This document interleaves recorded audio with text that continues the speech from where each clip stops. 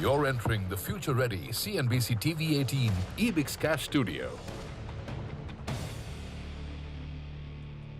Hello and welcome to Startup Street from the CNBC TV18 EBIX Cash Studio. I'm Arundhati Ramanan, and with me are Shruti Mishra and Mugdha Warrior. These are the top headlines from the startup space. Online meat delivery company Licious raises $52 million at a valuation of $1 billion, becomes the 29th unicorn to emerge out of India in 2021.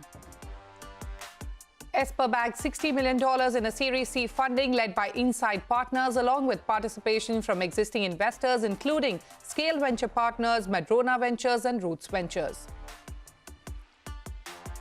Public transport tech company Chalor secures $40 million in Series C funding led by Lightrock India and Filter Capital. Round also saw participation from existing investors, Waterbridge Ventures, Rain Venture Partners, and others to use $10 million of this dollars to buy back ESOP.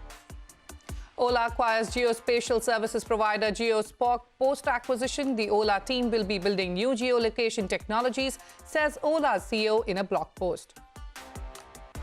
A federal court orders Tesla to pay over $130 million in damages to a black former worker. This after it finds that he was subjected to a racially hostile work environment, according to reports by Wall Street Journal. In a message to employees that Tesla posted on its website, the automaker noted that trial concerned racial slurs heard on the factory floor and racist graffiti in the bathrooms. Facebook, Instagram, and WhatsApp shut down for more than 6 hours, making it the social media platform's worst outage since 2008. Facebook says the root cause of this outage was a faulty configuration change on its backbone routers, adds that there is no evidence of user data compromise due to this downtime. Those were the headlines that we're tracking for you this evening on What's Brewing Today. Just a few days after OYO filed its DRHP for its IPO, many aggrieved hotel owners that have pending complaints against the company are up in arms. Mugdha, take us through those details.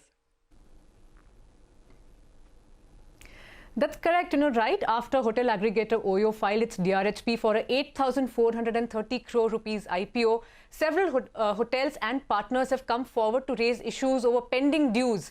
Now, a Mumbai-based hotel owner has sought a forensic audit of OYO by the Economic Offences Wing ahead of the company's IPO and has said that OYO's upcoming IPO will affect quote-unquote gullible investors.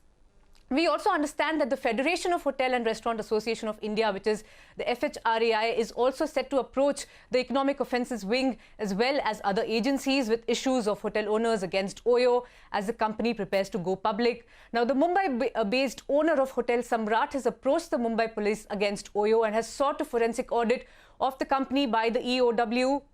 The hotel owner claims cheating of 70 lakh rupees from OYO and additional pending dues and has alleged misappropriation of funds, fraud and cheating by OYO.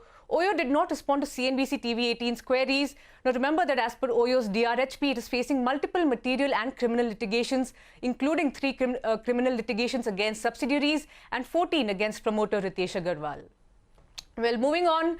We have a new unicorn. D2C fresh meat and seafood brand Licious has become India's first D2C unicorn with a Series G raise of $52 million led by IIFL. The company, remember, had in July raised $192 million in its Series F round and had become the highest funded company in the fresh animal protein business category.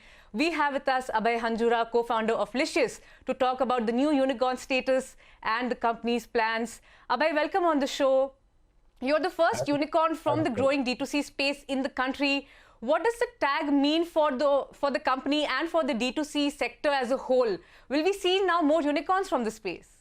Well, I certainly hope so, because up until now, as it is, unicorns are believed to be mythical creatures, right? But there's a bit of myth and there's a bit of fantasy and there is a lot of hard work and determination.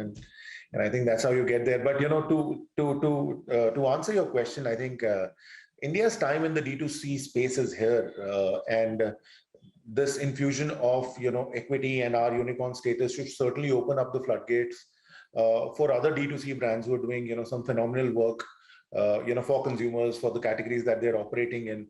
So we truly hope this becomes a watershed moment here, and D2C is no longer seen as niche, is no longer seen as as non-scalable, is no longer seen as यार इसका US का model कहाँ है, etc., etc. I think D2C brands are solving real problems, are here to stay and here to make an impact, and we just hope to D2C usher is in, a next wave absolutely. of, change. Yeah. D2C is no more niche, it is now mainstream. And like you said, it's a watershed moment. In fact, but you just recently in July raised close to $200 million. So what led to this new round so soon? Of course, you have your plans of your offline stores, and we understand that you're close to launching your offline stores. Is a lot of the capital going to go towards your offline expansion plans? Well, some of it, but look, honestly, the round was not really planned. The last time we raised 200, we had supply of, rather we had demand of 700, and we could obviously not consume so much, right? So we had to say no to a few people. The Eiffel and vendors folks were in touch with us, and this was a good time to therefore accommodate, some more capital infusion. We also believe that. Some of these guys, the vendors, has obviously played a critical role in fundraising for many startups across different stages, and IIFL with their pedigree and strong track record in public markets, can actually get Licious, IPO ready for future, because that's an important milestone in our long-term journey. So so a bit of that on the strategic side. Okay.